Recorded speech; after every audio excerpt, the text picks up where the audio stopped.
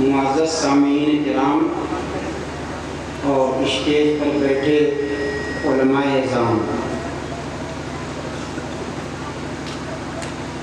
ہم سب کے لیے یہ خوش آئین بات ہے کہ جس سماج اور معاشرے میں تعلیم کی پسماندگی کا احساس ہے، اس کے تعلق سے ڈاکٹر شاکر صاحب کے ان سپوتوں نے تعلیمی بیداری کے عنوان پر تعلیمی بیداری کا ایک عام ماحول بنانے کے لیے ایک شروعات کی ہے۔ اللہ تعالیٰ اس کو قبول فرمائے اور قوم کے لیے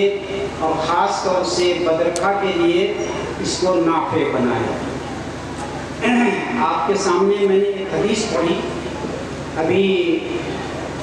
مولانا علاء الدین صاحب نے بھی اسی حدیث کو آپ کے سامنے پیش کیا تھا۔ اس حدیث کی وضاحت بہت حد تک رہ گئی،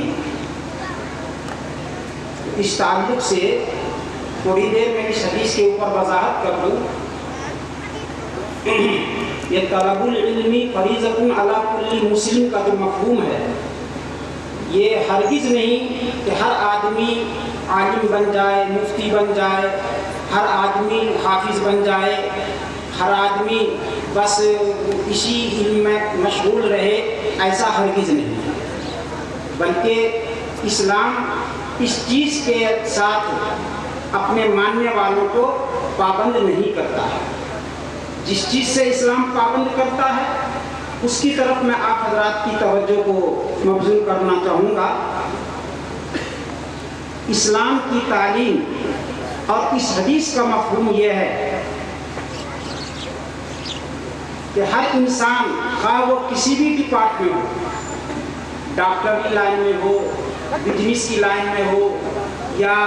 اور کسی کاروباری لائن میں ہو، کارخانے کی لائن میں ہو، فیکٹری کی لائن میں ہو، ملازمت کی لائن میں ہو، مزدوری کی لائن میں ہو، کسی بھی لائن میں ہو، ہر لائن کے لیے شریعت نے حلال رزق حاصل کرنا اور حلال طریقے سے کام کرنے کے لیے ایک ضابطہ متعین کیا ہے، ہر لائن کے لیے۔ اس ضابطے کے تعلق سے یہ حدیث یہ کہہ رہی ہے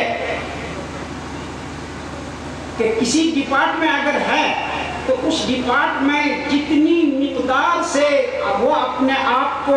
حرام سے بچا سکتا ہے اور حلال کو اختیار کر سکتا ہے، اتنی مقدار کی جانکاری ہر مرد اور عورت کے اوپر فرض ہے، خواہ وہ مرد ہو یا عورت ہو، جتنی مقدار سے۔ ضروری نہیں کہ وہ حافظ ہو جائے، ضروری نہیں کہ وہ عالم ہی ہو جائے، ڈاکٹر بنے، جج بنے، اعلیٰ سے اعلیٰ درجے کی تعلیم حاصل کرے، منصب عدالت کے اوپر جائے، لیکن وہاں جانے کے بعد کرسی عدالت پر بیٹھنے کے بعد ایک آدمی کے سامنے جب کوئی فیصلہ آئے تو اس فیصلے کے اندر کون سا پہلو حلال ہوگا اور کون سا پہلو حرام ہوگا، ان دونوں پہلوؤں کو سمجھنے کے بعد جو حلال پہلو ہو سکتا ہے، جو جائز پہلو ہو سکتا ہے، جو انصاف کا پہلو ہو سکتا ہے، منصب عدالت پر بیٹھ کر کے وہ انسان اس چیز کو اختیار کرے کہ جو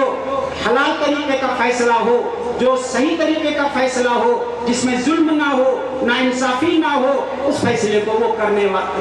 اور اتنی جانکاری لے۔ یہ ایک آدمی نماز پڑھ رہا ہے، نماز پڑھنے کے تعلق سے کون سا طریقہ صحیح ہے، کون سا طریقہ غلط ہے، کون سے طریقے سے نماز مکروہ ہوگی، کون سے طریقے سے نماز صحیح ہوگی، کس طریقے سے نماز کی فضیلت بڑھ جائے گی، ان چیزوں کی جانکاری ہر مرد عورت کے اوپر فرض عین ہے، فرض کفایہ نہیں، فرض عین کا درجہ ہے، ہر مرد عورت کے اوپر فرض عین ہے۔ ایک پہلو کے اوپر مولانا علاء الدین صاحب نے آپ حضرات کی توجہ کو مبذول کیا ہے کہ 24 گھنٹہ اگر وہ علم دین سے صرف نظر رکھتا ہے تو فرض عین کو چھوڑنے والا ہے، اور 24 گھنٹہ فرض عین کو ترک کرنے کا وہ گنہگار کہلائے گا۔ فرض کے نماز فرض کے تعلق سے पांचों वक्त की नमाज के ताल्लुक से अगर हमें इतनी जानकारी कि जिन चीज़ों से नमाज फासिद हो जाती है, जिन चीज़ों से नमाज सही हो जाती है, इतनी जानकारी नहीं है, खा वो मर्द हैं या औरत हैं, इतनी जानकारी नहीं है। और मनमानी तौर पर जिस तरह से चाहे हम नमाज पढ़ रहे हैं और हमारी नमाज हो नहीं रही है, उसके ताल्लुक से यह हदीस कह रही है कि नमाज के ताल्लुक से इतनी जानकारी लेना कि जिससे कम अपनी नमाज को सही कर ले, इसके ऊपर फर्ज ऐन है। और इस फर्ज ऐन की जिम्मेदारी को अदा करने के लिए जरूरी नहीं है कि आप मदरसे में दाखिला लो, जरूरी नहीं है कि आप किसी स्कूल में जाकर के तालीम हासिल करो, बल्कि किसी भी आलिम दीन के पास बैठ करके अगर आपने वो जानकारी ले ली तो इल्म दीन का तकाजा आपने पूरा कर लिया। लेकिन ये मेहनत और ये कोशिश आपके ऊपर फर्ज है। इसी तरीके से एक मजदूर पेशा आदमी है, एक मजदूर पेशा आदमी है और मजदूर के ताल्लुक से बात तय होती है कि 8 घंटा हम आपके यहाँ मजदूरी करेंगे, 8 घंटा मजदूरी करेंगे। उस मजदूर को इतनी जानकारी कि अगर इस 8 घंटे की जिम्मेदारी को अमानत और दियानत के साथ अंजाम नहीं दिया तो अल्लाह के यहाँ हमारी पकड़ होगी। और जितनी देर गफलत से काम लिया, वक्त गुजारी से काम लिया, वो हिस्सा, उस हिस्से का पैसा हमारे लिए हलाल नहीं है। इस तरह की जानकारी के साथ उस मजदूर पेशा आदमी के लिए भी इस तरह की जानकारी लेना फर्ज है, ताकि वो अपनी मजदूरी के पेशे के अंदर अपने आप को हराम से बचा सके और हलाल को इख्तियार करके अपनी आखिरत को सुधार सके, अपनी आखिरत को मजबूत कर सके, जो उनके ऊपर फर्ज है। इस तरीके से हर डिपार्ट के लिए जरूरी है। इसके बाद मैं आप हजरात को इस प्रोग्राम के ताल्लुक से जो बुनियाद है और जो मुझे मुकल्लफ बनाया गया है कि औरतों के ताल्लुक से तालीम की अहमियत के ऊपर मैं आप हजरात से कलाम करूँ। देखिए बुजुर्गों और दोस्तों, फी नफ्सी वो तालीम जिसकी तरफ मैंने आप हजरात को तवज्जो दिलाई है, इतनी मिक़दार में तो तालीम का हासिल करना हर फर्द बशर और हर मर्द औरत के लिए फर्ज ऐन है। अब रह जाती है बात कि हम और आप अपने माशरे और अपने समाज के अंदर तालीमी पसमानदगी का एहसास करते हैं, तालीमी पसमानदगी का एतराफ़ भी करते हैं। जाहिर बात है कि समाज अफराद से बनता है, समाज अफराद से बनता है और जिन अफराद से समाज बनता है उन अफराद का वास्ता पहली मर्तबा माँ की गोद से पड़ता है। पहला वास्ता उन अफराद का माँ की गोद से पड़ता है और माँ की गोद के अंदर माँ की सोच, माँ की फिक्र, माँ का मिजाज, माँ का ज़हन, माँ का नज़रिया, माँ की फितरत, माँ की आदत, माँ के अखलाक जिस अंदाज के होंगे उस बच्चे के ऊपर उसी का असर पड़ेगा। और उन माँ बहनों के अंदर वो सारा वसा कि जिसकी वजह से उनकी गोद में पलने वाला बच्चा अपने वक्त का, समाज का अच्छा इंसान बने, इंसानियत नवाज बने, दीनदार बने, हर एक एतबार से उसके अंदर कमाल पैदा हो, ये वही माँ बहन कर सकती है जिस माँ बहन के दिलो दिमाग के अंदर इल्म की बात हो, इल्म की रोशनी हो, तहजीब की रोशनी हो, अखलाक की रोशनी हो। इन तमाम चीज़ों के ऊपर जब भी वो तरबियत कर सकती है जब खुद उनके दिल के अंदर मौजूद है। आज हम लोगों के ज़माने में जिस दौर से हम और आप गुजर रहे हैं, ऐसे ऐसे आलात, ऐसे ऐसे वसाइल, ऐसे ऐसे तरीक़े, ऐसे ऐसे रास्ते निकल गए हैं कि जिसकी बुनियाद पर उन तरीक़ों को इख्तियार करने के बाद, उन रास्तों को इख्तियार करने के बाद, उन चीज़ों को इख्तियार करने के बाद हमारे बच्चे दीन से दूर हो रहे हैं, हमारे बच्चे अखलाक से दूर हो रहे हैं, हमारे बच्चे इंसानियत से दूर हो रहे हैं, हमारे बच्चों के अंदर इंसानियत के खिलाफ और इस्लामी अखलाक के खिलाफ जितनी चीज़ें हो सकती हैं वो सारी चीज़ें आज हमारे समाज के अंदर पढ़ने वाले नौजवानों और बच्चों में मौजूद हैं। उसकी वजह सिर्फ यही है कि उन बच्चों ने, उन बेटों ने जिस गोद के अंदर तरबियत पाई है, उन बेटों ने जिस गोद के अंदर परवरिश पाई है, जिस गोद के अंदर पला पोसा गया है, वो गोद तालीम से खाली थी, वो गोद अखलाक से खाली थी, वो गोद इस्लामी सोच से खाली थी, वो गोद दुनियावी अहवाल के ऊपर नज़र रख करके کہ کس طریقے कार سے हम इस दुनिया के अंदर एक बाइज़्ज़त जिंदगी गुजार सकते हैं। ऐसी सोच और ऐसी फिक्र से वो गोद खाली थी, जिसकी बुनियाद पर उनकी गोद में पलने वाला बच्चा उसी मिजाज का होता है कि न उन्हें इंसानियत का कोई ख्याल, न अखलाक का कोई ख्याल, न दीन का कोई ख्याल, न अमानत का कोई ख्याल, न दियानत का कोई ख्याल, न शर्म हया का कोई ख्याल, किसी दर्जे का कोई ख्याल नहीं होता और मुकम्मल तरीके से वो बच्चा शैतान के हवाले होता है। इस ताल्लुक से इस ज़माने में हालात को सामने रखते हुए और इस वक्त में माहौल के अंदर जो इस्लामियात से फेरने के लिए और अखलाकियात को बिगाड़ने के लिए जितने असबाब हमारे सामने हैं, उन असबाब से अगर हम अपने बच्चों को बचाना चाहते हैं, उन असबाब से अगर हम अपने बच्चों को पाक साफ रखना चाहते हैं, तो हम अपने ऊपर इस बात को लाजिम कर लें कि हम अपनी बेटियों को ऐसी तालीम से आरास्ता पैरास्ता करें कि जिसकी बुनियाद पर वो दीन के एतबार से, दीन की जानकारी के एतबार से भी अपने अंदर एक कमाल दर्जे कमाल को पहुंची हुई हो और इसी तरीके से दुनियावी हालात पर नजर रखते हुए किस तरीके से सियासी जिंदगी, किस तरीके से तहजीब की जिंदगी, किस तरीके से कल्चर की जिंदगी, किस तरीके से समाज और माशरत की जिंदगी के अंदर बुलंदी हासिल हो सकती है, वो बच्ची उन चीज़ों को जानती हो ताकि अपने बच्चों के अंदर वही चीज़ डाल करके, अपने बच्चों के मिजाज में वही बात डाल करके उस बच्चे को बड़ा करे और बड़ा होने के बाद समाज के अंदर वो बच्चा वही किरदार अदा करे कि जिसकी बुनियाद पर अखलाक की इशाअत होगी, जिसकी बुनियाद पर दीन की इशाअत होगी, जिसकी बुनियाद पर असरी तालीम की इशाअत होगी, जिसकी बुनियाद पर तमाम अच्छे औसाइन के ऊपर ये जिम्मेदारी मौजूदा हालात को सामने रखते हुए बढ़ जाती है कि वो उन बच्चियों की तालीम और तरबियत के ताल्लुक से हम वक्त उसकी तरफ तवज्जो दें और हर एतबार से उनके अंदर बुलंद अखलाक, बुलंद तालीम इस बात की तरफ मुतवज्जह करता है,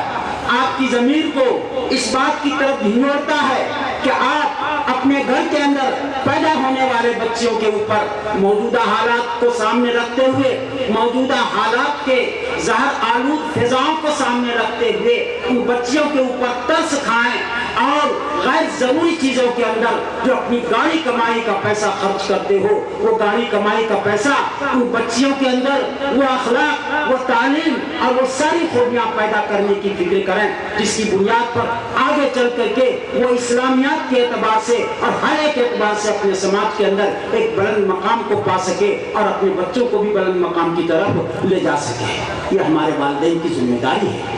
ये प्रोग्राम जो तालीमी बेदारी के उन्वान पर, इसी तरीके से अभी मौलाना अलाउद्दीन साहब ने जमीयत उलमा का तज़किरा करते हुए जमीयत उलमा हिंद की एक अहम तजवीज़ की तरफ आपको तवज्जो दिलाई। जमीयत उलमा हिंद ने तो पूरे मुल्क का सर्वे करने के बाद औरतों में जो तालीमी पसमानदगी है और तो औरतों में जो तहजीब के एतबार से पसमानदगी है, अखलाक के एतबार से पसमानदगी है, सोच और समझ के एतबार से जो पसमानदगी है, सर्वा करने के बाद इंतहाई और फिक्र के बाद मुल्क गिर तौर के ऊपर ये मुहिम चलाने के तौर पर तजवीज़ पास की है। इसलिए आप हजरात बदरखे के लोग, तो मैं कहूँगा बदरखे के लोग और ख़ास तौर से डॉक्टर शाकिर साहब रहमतुल्लाह अलैह के ख़ानदान के ये सपूत काबिल मुबारकबाद हैं कि जमीयत उलमा हिंद की उस पेश करदा तजवीज़ और पास शुदा तजवीज़ की शुरुआत अपने यहाँ सबसे पहले नंबर पर बदरखे से की है। ये इनके लिए सआदत की बात है, अल्लाह ताला इनको जज़ाए खैर दे। तो इस ताल्लुक से मैं आप हजरात के सामने बता रहा था और देखिए इसकी मिसाल आपको पहले भी मिलेगी। तालीम के ताल्लुक से जंग बदर का वाक़या आप लोग सुनते होंगे। जंग बदर के अंदर हुज़ूर पाक सल्लल्लाहु अलैहि वसल्लम के बाद जंगी कैदी जो आए, उन जंगी कैदियों के लिए, यानी जो कैदी बनकर के आए जिन्हें जेल के अंदर ठूसा जाना था, उनके ताल्लुक से हुज़ूर पाक सल्लल्लाहु अलैहि वसल्लम ने यह फैसला लिया कि इनमें से जो लोग तालीम याफ्ता हैं, जो लोग कातिब हैं, जो लोग तालीम याफ्ता हैं, जो लोग कातिब हैं, इन लोगों को अलग किया जाए और उन लोगों को फिर मामूर किया गया کہ آپ 10 بچوں کو آپ تعلیم دیں، 10 بچوں کو آپ تعلیم دیں، 10 بچوں کو آپ تعلیم دیں، اس طریقے سے 10 بچوں کی تقسیم کر دی ان سب لوگوں کے اوپر۔ یہاں پر قابل توجہ یہ بات ہے کہ یہ پڑھانے والے اور قیدی بن کر جو آئے تھے حضور پاک صلی اللہ علیہ وسلم کے پاس، یہ آنے والے غیر مسلم تھے، یہ آنے والے غیر مسلم تھے، اور جن کو مکلف بنایا گیا کہ آپ ان کے پاس رہ کر کے تعلیم پاؤ، آپ ان کے پاس رہ کر کے علم حاصل کرو۔ وہ کون تھے؟ وہ مسلمان ہی نہیں تھے، حضور پاک صلی اللہ علیہ وسلم کے ساتھ رہنے والے جن کو صحابی کہا گیا ہے، وہ صحابہ کرام تھے۔ صحابہ کرام کو معمور کیا۔ اس کا نتیجہ کیا نکلا؟ اس کا نتیجہ یہ نکلا کہ جب مکہ سے ہجرت کر کے مدینہ منورہ کی طرف حضور پاک صلی اللہ علیہ وسلم تشریف لے گئے تو مدینہ منورہ کے اندر تعلیم کا اتنا عام ماحول ہو گیا، اتنا عام ماحول ہو گیا ان چند افراد کے ذریعے سے کہ جس کی بنیاد پر مدینہ کے اندر، مدینہ کے معاشرے کے اندر علم نظر آتا تھا، علم کی بوباش نظر آتی تھی، اسلامی سوچ نظر آتی تھی، اسلامی فکر نظر آتی تھی، اور ہر ایک اعتبار سے وہ حضرات درجہ کمال کو پہنچے ہوئے تھے۔ یہ حضور پاک صلی اللہ علیہ وسلم کی تعلیم کی تو فکر تھی، تعلیم کو تو فکر تھی نا، لیکن ہماری فکر میں اور وہاں کی فکر میں فرق ہے۔ ہماری فکر تو صرف یہ ہے کہ ہمارا بچہ قرآن شریف پڑھنا نہیں جانتا، ہمارا بچہ فلاں نہیں جانتا، ہمارا بچہ دنیا سے بالکل دور ہے، لیکن وہ پڑھتا ہے انگلش میڈیم میں، وہ پڑھتا ہے مشن کے اسکول میں، وہ پڑھتا ہے اعلیٰ درجے کے اسکولوں میں، اور اس کو فخر کے طور پر بیان کیا جاتا ہے کہ ہمارا بچہ وہاں پڑھ رہا ہے اور اتنے ہزار روپے فیس کے ادا کرنے پڑتے ہیں ہر مہینہ۔ بزرگوں اور دوستوں، یہ فخر کی بات نہیں ہے، یہ فخر کی بات نہیں ہے۔ ان کو دیندار بنانے کے لیے صرف اتنا کیا جاتا ہے کہ کسی مولانا صاحب کو، کسی حافظ جی کو قرآن کی تعلیم کے لیے ٹیوشن کے طور پر اس کو مقرر کر دیا جاتا ہے اور وہ آ کر کے پڑھاتا ہے۔ پڑھانے والا کس طرح سے پڑھاتا ہے؟ پڑھانے والا زال کو جا پڑھ رہا ہے، جا کو زواد پڑھ رہا ہے، زواد کو زا پڑھ رہا ہے، کوئی پرواہ نہیں، وہ پڑھ تو رہا ہے۔ ہمارے ماں باپ خوش ہیں کہ پڑھ رہے ہیں، حالانکہ وہ دین کا تقاضا ان سے کچھ بھی نہیں پورا ہو رہا ہے، نہ وہ نمازی بن رہا ہے، نہ دنیا کی تعلیم مکمل طریقے سے حاصل کر رہا، لیکن ہم خوش ہیں کہ صاحب ہمارا بچہ دین تو پڑھ رہا ہے۔ تو اس تعلق سے ہمارے لیے سوچنے کی چیز ہے کہ ہم کون سا طریقہ کار اپنے بچوں کے لیے اختیار کریں۔ اس لیے آج کا یہ اجلاس آپ کو اس بات کی طرف متوجہ کرتا ہے کہ اپنے گھر کے اندر پلنے والے بچوں کے تعلق سے آپ یہ نظریہ، آپ اپنے اندر یہ مزاج قائم کریں کہ جس کی وجہ سے وہ اپنے وقت کی دیندار بھی ہو، اپنے وقت میں صحیح طور سے قرآن پڑھنے والی بھی ہو، اور اپنے وقت میں اسلامی اخلاقیات کے اعتبار سے ان کے اندر بلندی بھی ہو۔ اللہ تعالیٰ سے دعا ہے کہ خداوند عالم ہم سب کو ان باتوں کے اوپر عمل کرنے کی توفیق عطا فرمائے۔ وآخر دعوانا